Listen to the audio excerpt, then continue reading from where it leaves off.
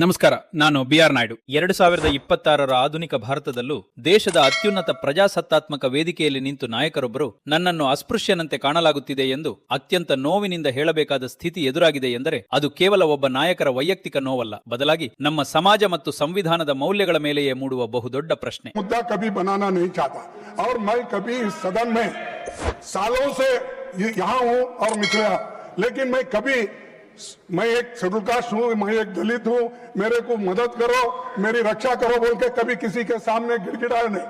मैं लड़ने की शक्ति है, मैं लड़ता हूँ. ಅಷ್ಟಕ್ಕೂ ದೇಶವನ್ನು ಧರ್ಮ ಹಾಗೂ ಜಾತಿಯ ಆಧಾರದಲ್ಲಿ ಒಡೆದವರು, ಮನುಸ್ಮೃತಿಯ ಆರಾಧಕರು ಅಧಿಕಾರ ನಡೆಸುತ್ತಿರುವ ಈ ದುರಿತ ಕಾಲದಲ್ಲಿ ಇಂಥ ಅಸಹ್ಯಗಳನ್ನಲ್ಲದೆ ಮತ್ತೇನನ್ನು ನಿರೀಕ್ಷಿಸಲು ಸಾಧ್ಯ? ಹಲ್ದ್ವಾನಿಯ ರಾಮಲೀಲಾ ಮೈದಾನದಲ್ಲಿ ಎಐಸಿಸಿ ಅಧ್ಯಕ್ಷರಾದ ಮಲ್ಲಿಕಾರ್ಜುನ ಖರ್ಗೆ ಅವರು ಭಾಷಣ ಮಾಡಿದ ವೇದಿಕೆಯಲ್ಲಿ 2 ದಿನಗಳ ನಂತರ ಶುದ್ಧೀಕರಣ ಹವನ ನಡೆಸಿರುವುದು ದೇಶ ಯಾವ ದಿಕ್ಕಿನಲ್ಲಿ ಸಾಗುತ್ತಿದೆ ಹಾಗೂ ಇದಕ್ಕೆ ಹೊಣೆಗಾರರು ಯಾರು ಎಂಬ ಆತಂಕಕಾರಿ ಪ್ರಶ್ನೆಯನ್ನು ಮೂಡಿಸುತ್ತದೆ. ಬಿಜೆಪಿ ಇದಕ್ಕೆ ತಿಪ್ಪೆ ಸಾರಿಸಿ ನಾವು ಇದಕ್ಕೆ ಕಕಾರಣರಲ್ಲ ಎಂದು ನುಣುಚಿಕೊಳ್ಳಲು ಪ್ರಯತ್ನಿಸಬಹುದು, ಆದರೆ ಈ ಅಸಹ್ಯ ಮನಸ್ಥಿತಿ ಇನ್ನೂ ನಮ್ಮ ದೇಶದಲ್ಲಿ ಜೀವಂತವಾಗಿ ಉಳಿದುಕೊಂಡಿರುವುದಕ್ಕೆ ಕಾರಣೀಭೂತರು ಇವರೇ ಎಂಬುದು ಮಾತ್ರ ಕಾಲದ ಕಟು ಸತ್ಯ. ಯಾಕೆಂದ್ರೆ ಈ ಕೀಳು ಮನಸ್ಥಿತಿಯ ಬೇರು ಇರುವ ಮನುಸ್ಮೃತಿಯ ಆರಾಧಕರು, ರಕ್ಷಕರು ಇವರ ಪೂರ್ವಜರೇ ಎಂಬುದು ಇತಿಹಾಸದ ಕರಾಳ ಸತ್ಯ ಎಂಬುದನ್ನು ಯಾರೂ ಅಲ್ಲಗಳೆಯಲು ಸಾಧ್ಯವಿಲ್ಲ. ಒಬ್ಬ ದೇಶದ ಪ್ರಜೆ ಭಾಷಣ ಮಾಡಿದ ವೇದಿಕೆಯನ್ನು ಶುದ್ಧೀಕರಿಸಬೇಕು ಎಂಬ ಕಂಟಕಕಾರಿ ಮನಸ್ಥಿತಿ 21ನೇ ಶತಮಾನದಲ್ಲೂ ಜೀವಂತವಾಗಿದೆ ಎಂದರೆ ಇದಕ್ಕಿಂತಲೂ ದುರಂತ ಮತ್ತೊಂದು ಇರಲು ಸಾಧ್ಯವೇ? ಡಾಕ್ಟರ್ ಬಿಆರ್ ಅಂಬೇಡ್ಕರ್ ಅವರು ನಮಗೆ ನೀಡಿದ ಪವಿತ್ರ ಸಂವಿಧಾನವು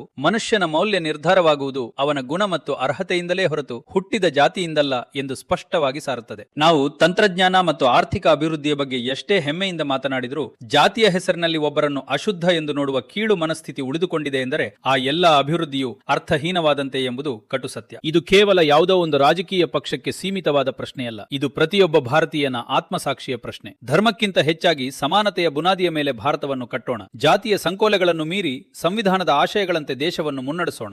ಏಕೆಂದರೆ ಈ ಪವಿತ್ರ ಭೂಮಿಯಲ್ಲಿ ಯಾರೂ ಅಸ್ಪೃಶ್ಯರಲ್ಲ, ಪ್ರತಿಯೊಬ್ಬ ಭಾರತೀಯನೂ ಸಮಾನ.